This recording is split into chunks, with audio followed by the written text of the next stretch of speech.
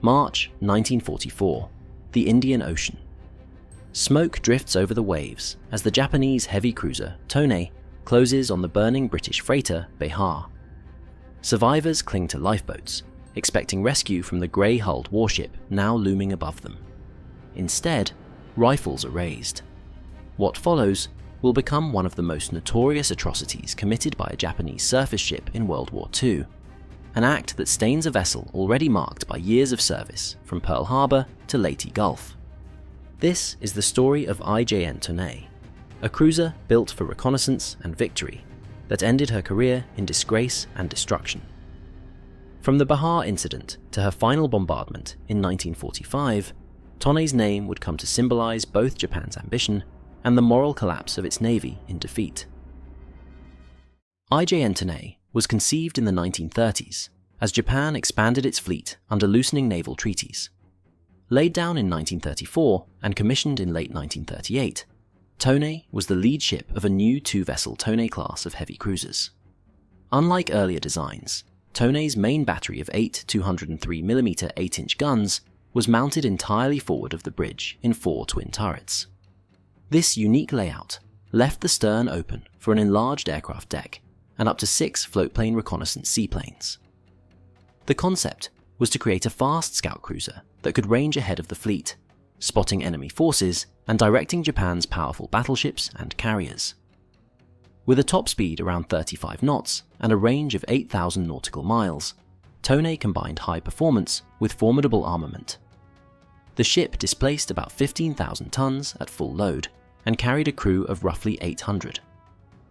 Tone and her sister, Chikuma, were among the Imperial Japanese Navy's most advanced cruisers, blending firepower, speed, and extensive scouting capability. By the time Tone slid into the water at Mitsubishi's Nagasaki shipyard, she embodied Japan's determination to command the seas with cutting-edge warships. From the outset of the Pacific War, IJN Tone was at the forefront of Japan's naval offensives.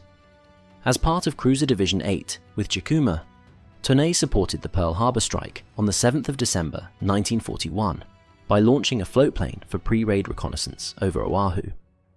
In early 1942, she operated in the Java Sea campaign and helped sink the US destroyer USS Edsall, demonstrating her long-range gunnery. Tone then joined the Indian Ocean raid of April 1942, screening Japan's carrier force during attacks on British bases and shipping. Throughout 1942, she served as an eye of the fleet in major battles, including Midway, the Eastern Solomons, and Santa Cruz, where her scouting aircraft searched for enemy ships. By 1943, Tone continued to patrol and escort, though Japan's naval fortunes were waning. In early 1944, her role shifted to commerce raiding. Under Operation SA No. 1, a long-range Indian Ocean mission, Tone and 2 other cruisers struck Allied shipping along the Fremantle-Colombo route. During this operation, in March 1944, Tone would become entangled in a notorious incident at sea. Later that year, the cruiser was assigned to Japan's main fleet for the defense of the Philippines. In the Battle of the Philippine Sea, June 1944, Tone was part of Admiral Ozawa's mobile fleet, though the Japanese carriers suffered a crushing defeat. A few months later, Tone saw action in the massive Battle of Leyte Gulf, October 1944. There, in the Battle off Samar, she engaged the US Taffy 3 escort carrier group. Tone's 8-inch guns helped cripple the escort carrier USS Kalinin Bay and scored a hit on USS Fanshawe Bay while under attack from determined American aircraft and destroyers. Despite taking 2 bomb hits, 1 a dud and 1 damaging her steering, Tone survived the Samar engagement and retreated with the remnants of Japan's fleet. By the end of 1944, however, Japan's surviving heavy ships were short on fuel and relegated mostly to port. Tone's active combat role was over, setting the stage for her final chapter as the war neared its end. One of the darkest episodes involving IJN Tone occurred during her commerce raiding sortie in the Indian Ocean. On the 9th of March 1944, Tone, under Captain Haruo Mayuzumi, and accompanying cruisers Aoba and Chikuma encountered the British merchant ship MV Behar in the open Indian Ocean, roughly midway between Australia and Ceylon.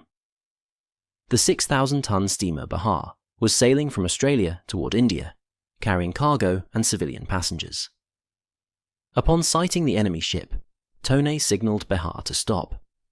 The freighter attempted to flee and sent a distress radio message, prompting Tone to open fire with her big guns. Within minutes, Behar was struck in the bow and stern, forcing the crew and passengers to abandon ship. As Behar sank, lifeboats and survivors were left adrift. Tone's crew proceeded to capture the survivors, ultimately hauling over 100 people out of the water and lifeboats and onto the cruiser. Accounts indicate this was not a gentle rescue. Some lifeboats may have been rammed, and there were reports of Japanese sailors machine-gunning survivors in the water before picking up those who remained alive. Around 108 survivors from Behar, including merchant crew, British naval gunners, and a few civilian women, were taken prisoner aboard IJN Tone. The treatment of these captives was brutal from the start. Upon being brought on deck, the prisoners were stripped of valuables, and many had their arms tightly bound behind their backs.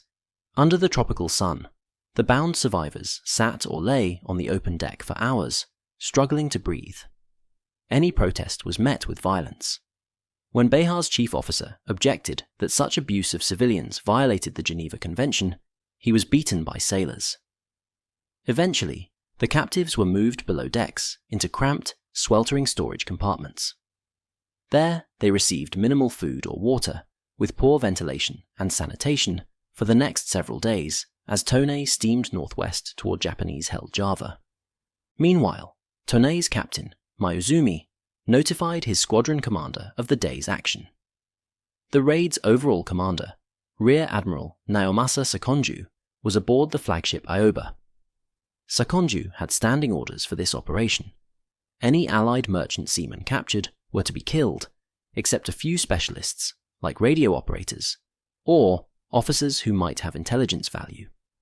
Upon learning that Tone had not only failed to capture the Behar intact, but also taken over 100 survivors, Sakonju grew alarmed and angry. He signaled a sharp rebuke to Mayuzumi for picking up so many unnecessary prisoners. The admiral ordered Tone to dispose of the excess survivors, reiterating that only a handful should be kept for interrogation. Captain Mayuzumi found himself in a moral and military dilemma. He was personally reluctant to carry out wholesale executions. A devout Christian, Mayuzumi reportedly felt that killing unarmed civilians and shipwrecked sailors violated his beliefs and the code of conduct. His executive officer, Commander Junsuke Mii, likewise opposed murdering the prisoners. Mayuzumi first tried to delay and quietly resist the order. He requested permission to offload the captives at the nearest port, arguing they could be held as POWs instead. But this request was flatly rejected by Admiral Sakonju. Determined, Mayuzumi went in person to meet Sakonju when their ships regrouped to plead on the prisoners' behalf. The admiral, however, was unmoved. He curtly told Mayuzumi to obey my orders. Facing a direct command from his superior, and with no sign the admiral would relent, Captain Mayuzumi resigned himself to carrying out the atrocity he had stalled for as long as he could. On the 15th of March 1944, Tone and the other raiding cruisers arrived at Tanjung Priok, the port of Batavia in Japanese-occupied Java. Here, a partial reprieve occurred for some of Behar's people. The Japanese selected a small group of prisoners to be taken off the ship alive. Sources differ on the exact number, but roughly 30 to 35 survivors, including Behar's captain, Captain Maurice Simons, other senior officers, and the 2 women passengers, were transferred to Admiral Sakonju's flagship and put ashore in Java as POWs. These individuals were considered the useful prisoners for intelligence or propaganda, and were spared immediate execution. After refueling and reprovisioning, on the 18th of March, the cruisers departed Java, bound for Singapore. It was now, in the open sea away from scrutiny, that the grim orders were finally carried out. On the night of the 18th to the 19th of March 1944, somewhere in the Java Sea, the crew of Tone systematically executed the remaining Behar survivors. Approximately 69 unarmed prisoners, the remaining men from the merchant crew and military gunners, were brought up from below, one by one, or in small groups. Several of Tone's junior officers, likely under orders and armed with swords, carried out the killings. Captain Mayuzumi stood on the bridge watching as his men put the captives to death. Notably, his second-in-command, Commander Mi, refused to participate in the executions. By the end of this night of brutality, all of the captured Behar survivors remaining on Tone had been killed, and their bodies likely cast into the sea. Only those few dozen individuals offloaded in Java survived the incident. What came to be known as the Behar massacre resulted in the murder of nearly 70 shipwreck survivors, a clear war crime and a rare instance of an Imperial Japanese Navy surface ship executing mass prisoners. The Japanese cruiser force arrived in Singapore about a week later, having sunk only one merchant ship in the operation, but indelibly staining Tone's service record with an atrocity. In early 1945, IJN Tone was a fleet unit in name only. After temporary fixes, she spent the final months of the war mostly stationary. The cruiser entered dry dock in Japan, Maizuru Naval Arsenal, for full repairs and modifications. By February 1945, Tone was restored to fighting condition and fitted with additional anti-aircraft guns and radar upgrades. However, chronic fuel shortages and the dire strategic situation kept her from going to sea again for combat operations. Instead, Tone was moored in Etajima Bay near the naval base of Kure and repurposed as a training ship and floating anti-air defense.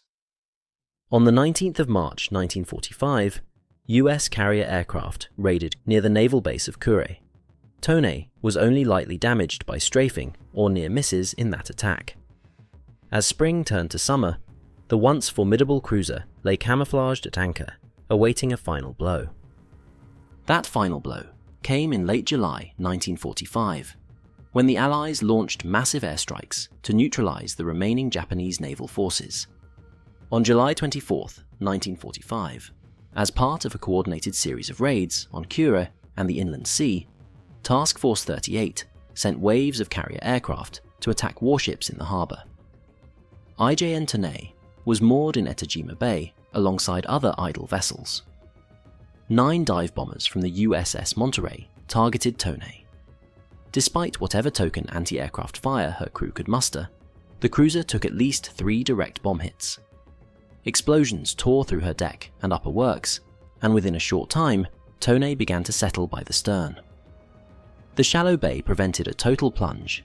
Instead, the proud cruiser sank to the harbour floor, resting in the mud with part of her structure above water. Over the next days, additional attacks ensured she was completely wrecked. Carrier planes from USS Wasp, Bataan, and Ticonderoga strafed the hulk of Tone, while other bombers dropped more armour-piercing bombs on any identifiable ships.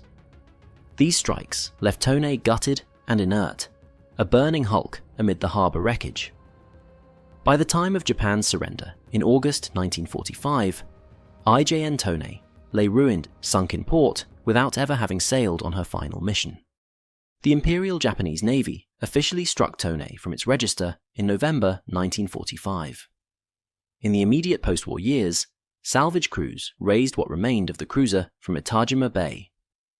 The once fearsome warship was broken up for scrap metal by 1948, her steel recycled rather than preserved. Yet the legacy of IJN Tone lives on in historical records, not for her combat victories, but for the notorious crime committed under her flag. The Behar incident became a case study in wartime atrocity. After Japan's defeat, Allied authorities investigated numerous Japanese war crimes, including the massacre of the Behar survivors.